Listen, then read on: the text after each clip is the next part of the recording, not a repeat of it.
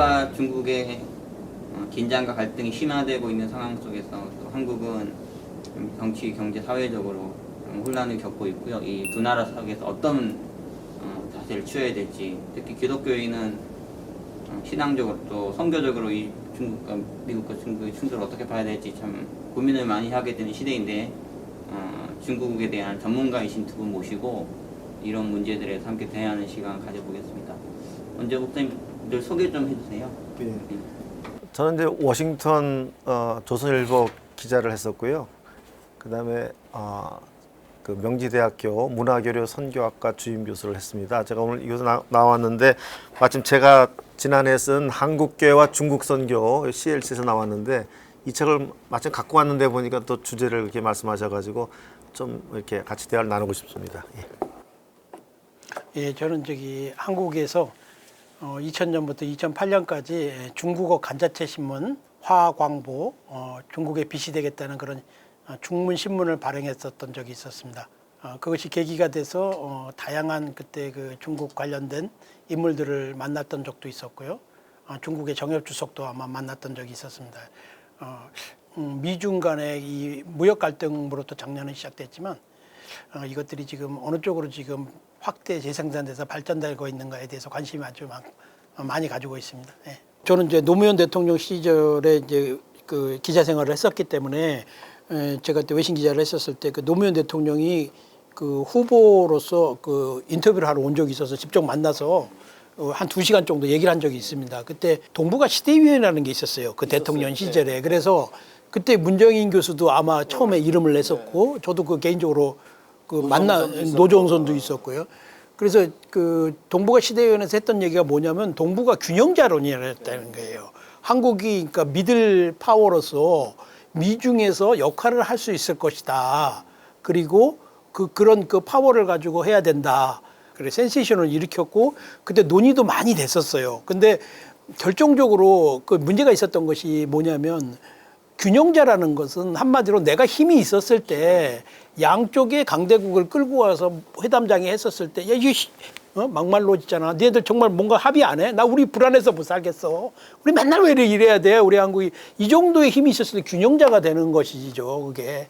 그런데 그 체인지메이커에 될 수 있는 정도는 아니었던 것이었고 맞아요. 우리가 그때로 할 수 있었던 것은 기독교인으로서 제가 그때 그 시대위원 사람들하고 많은 얘기를 해봤고 한중일 이렇게 정상들 모임도 그 모임에서 태동된 걸로 알고 있는데 그것보다는 컴프로마이즈, 화해자의 입장으로서의 그 역할이 타협의 어떤 그런 것들이 맞는다고 보는데 지금도 이 정부가 지금 전략적 모호함이란 말을 쓰거든요. 미중 간에서.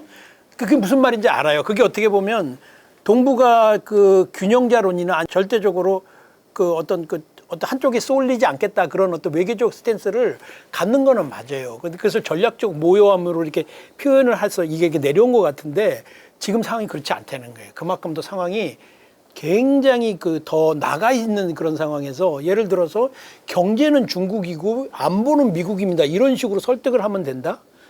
굉장히 지금 잘못 생각하고 있는 게 많고 지금 미중 간의 그 상태가 그 정도를 넘어서 목사님들께 계속 설명하셨듯이 일전을 불사할 수 있는 그 정도까지 트럼프가 개인적인 그래서 그렇다 마치 그 민주당이나 아니면 그 딥스테이트라고 해야 되나요? 그 사람들 와포를 중심으로 한 주류 언론들이 아주 트럼프를 희화화하는데 트럼프 이상한 웨어드한 사람이 아니에요. 굉장히 스마트하다고요. 전략적으로도. 그리고 어디를 때리는 건지도 알고 중국에 대한 그 의회 보고서를 제출한 것을 보면 회한 같은 말이 있어요. 우리는 중국을 어떻게든지 자유무역 체제에 끌어들여서 중국으로 하여금 민주사회로 가기를 바랬다. 그런데 그것이 반대로 그 경제는 막강한 경제력이 전제주의를 강화하고 결국 그것을 국외에 수출하는 우리가 맞잖아. 우리가 더 잘하고 있잖아. 우리 모델이 맞아. 그러면 미국의 유명한 부호는 말이야.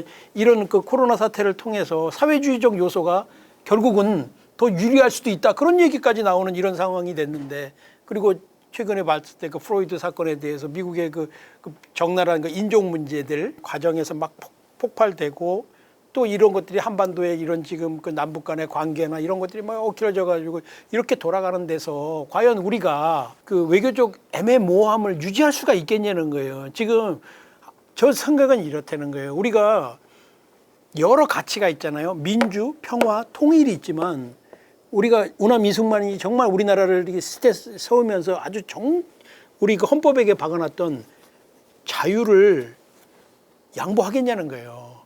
경제적 이득을 통해서 자유를 국민들이 양보를 하겠냐는 거예요.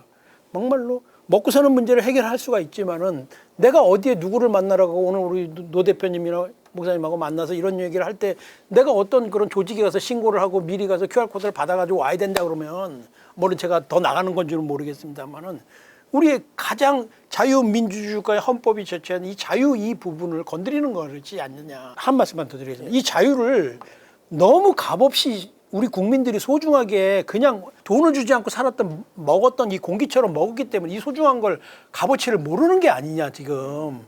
이런 상황에서 이 미중 간의 이 문제에서 정말 하고 싶지 않지만 우리 국민이 결단을 해야 될 시점에 다가오고 있는 것이 아닌가.